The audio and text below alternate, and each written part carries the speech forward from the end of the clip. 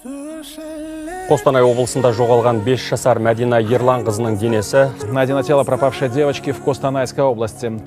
Костанай облысында осыдан бірнеше күн бұрын жоғалған 5 жасар Мәдина Ерлан қызы өлі күйінде табылды.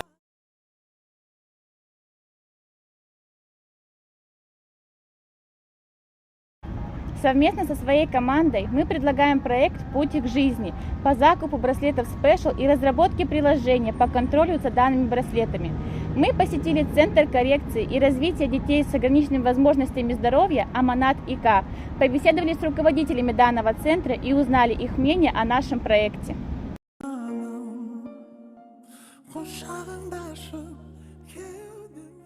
Ну, вообще я удивлена, конечно, я, наверное, не так широко в IT-технологиях далеко ушла, но если с таким будет наполнением содержанием, будет очень круто.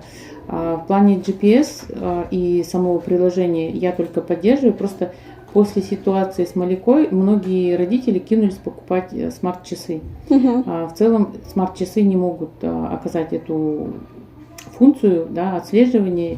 Почему? Потому что, во-первых, они снимаются. Каждый ребенок, он может ее снять с себя.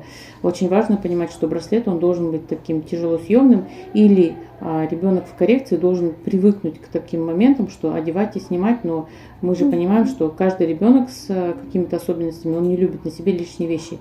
Соответственно, он в любом случае его снимет.